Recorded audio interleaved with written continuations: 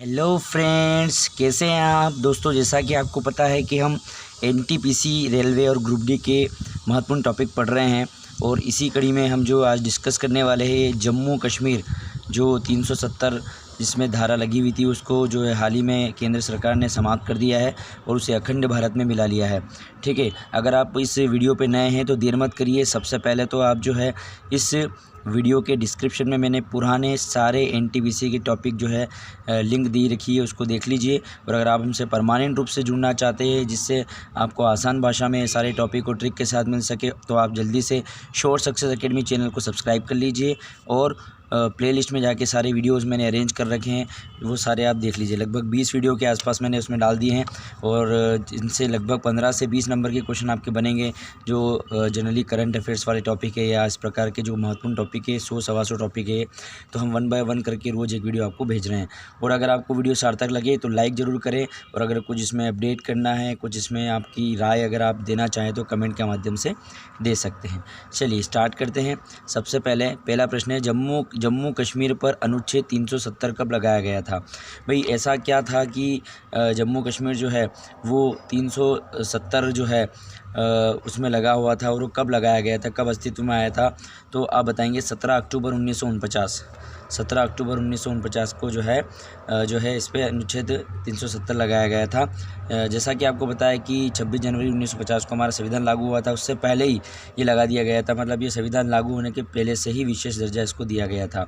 ठीक है, तो कुछ अधिकार हमारे पास थे, बाकी अधिकार जो है राज्य के खुद के पास थे, खुद की इसका जो संविधान था, लेकिन अब वो समाप्त कर दिया गया है।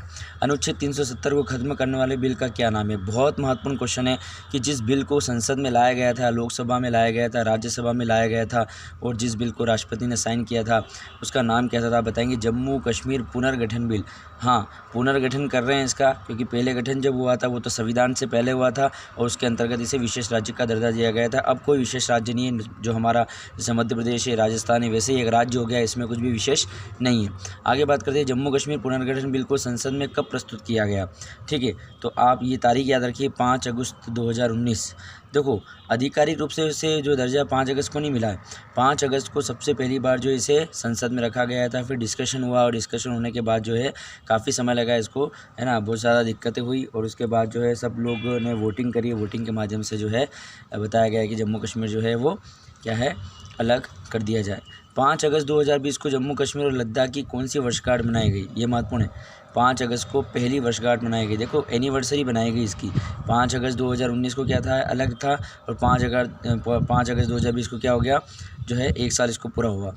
अगला प्रश्न, जम्मू कश्मीर और लद्दाख आधिकारिक तौर पर केंद्र शासित प्रदेश कब बने।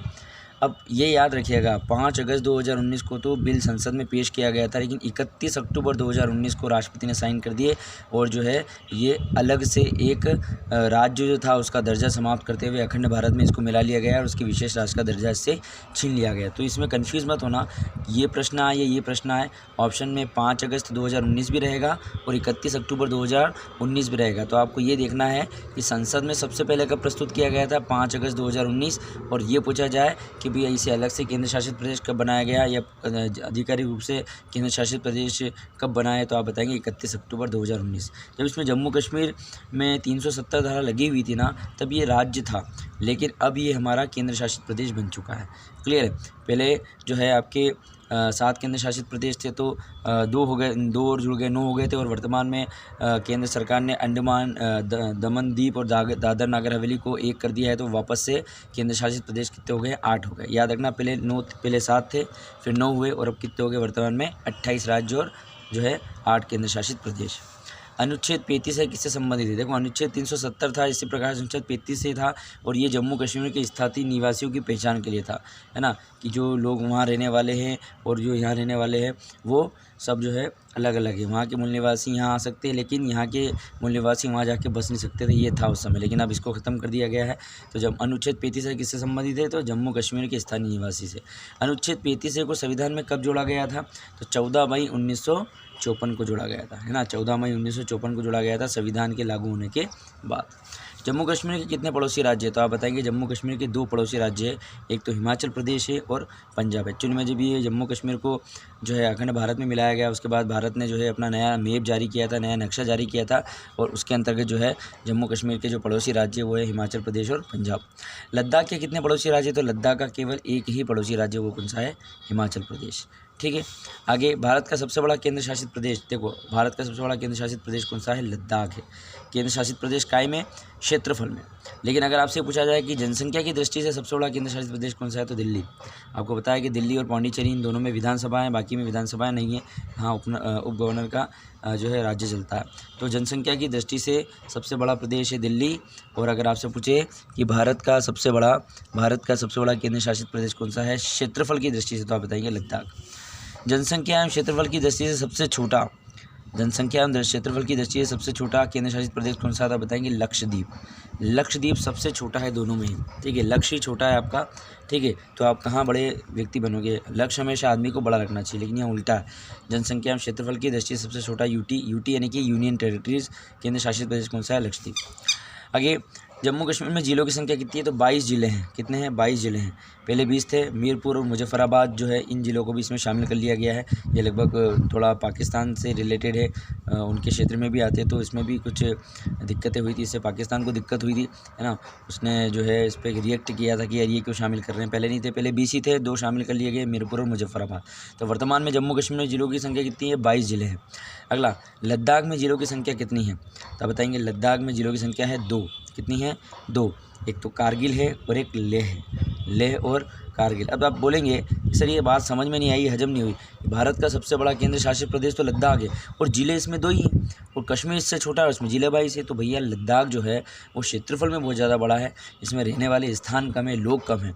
लेकिन दिल्ली जो है बड़ा कंजेस्टेड एरिया है ना। यहाँ पे जो है एक्चुअली में बहुत पास कॉलोनीज़ है, बहुत कंजेस्टेड रोड है, क्योंकि राजधानी है, तो राजधानी में सारे केंद्र सरकार के जो है ऑफिसेज भी है, कार्यालय भी है, राज्य सरकार की भी है, और बहुत सारे ऑफिसर्स लोग भी जो है वहाँ पे रहते हैं। इस वजह से जो है VIP सिटी है, इसलिए वहाँ पे जगह तो कम है, लेकिन क्या है वहाँ पे जो है आपका लोग ज़्यादा है। और यहाँ पे जगह बहुत सारी है, लेकिन रहने के लिए केवल 2 जिले, कारगिल और लेह। क्षेत्रफल में भारत का सबसे बड़ा जिला कौन सा है, क्षेत्रफल में भारत का सबसे बड़ा जिला बन गया है लेह। पहले था कच्छ, गुजरात का कच्छ था। तो याद रखिए जो लेह है वो काय के अंतर्गत आ रहा है, लद्दाख में आ रहा है। तो सीधी सी बात आप समझ गए होंगे, लद्दाख क्षेत्रफल में सबसे बड़ा जिला है, तो कारगिल के पास ही बहुत ज़्यादा क्षेत्रफल होगा और लेह पे भी सबसे ज़्यादा क्षेत्रफल होगा। तो भारत का सबसे बड़ा क्षेत्रफल में जिला आपका कौन सा हो गया, लेह। पहले कौन सा था, कच्छ, गुजरात का। क्षेत्रफल में भारत का सबसे छोटा जिला का है, तो आप बताएंगे माहे, वह है पुडुचेरी या पौंडीचेरी में है। 2 सबसे महत्वपूर्ण क्वेश्चन जो आपसे पूछे जा सकते हैं, जम्मू कश्मीर के उपराज्यपाल कौन है। देखिए वर्तमान में मनोज कुमार सिन्हा है, लेकिन सबसे पहले जो बने थे जब इसका गठन हुआ था उस समय कौन थे, GC मुर्मू। ठीक है, तो यहाँ दोनों पूछ सकते हैं कि जम्मू कश्मीर का जैसे ही पुनर्गठन हुआ था और उसको जो है आपने राज्य से केंद्र शासित प्रदेश बनाया था, उस समय जम्मू कश्मीर में जो उपराज्यपाल थे वो कौन थे, तो आप बताएंगे गणेश चंद्र मुर्मू, GC मुर्मू, और अभी कौन है, मनोज सिन्हा। और लद्दाख के उपराज्यपाल कौन है, वाइस गवर्नर कौन है, तो RK माथुर है। कौन है, RK माथुर। तो दोस्तों ये कुछ 15-20 क्वेश्चन थे जो आपके लिए बहुत ज़्यादा महत्वपूर्ण थे, जहाँ से प्रश्न बन सकता है। तो जल्दी से अगर वीडियो आपको पसंद आ रहा है तो जल्दी से नोट्स बना लीजिए, और नोट्स बनाने के बाद याद करना स्टार्ट कर दीजिए। और हमसे परमानेंट रूप से अगर आप जुड़ना चाहते हैं तो जल्दी से चैनल को सब्सक्राइब कर लीजिए। धन्यवाद।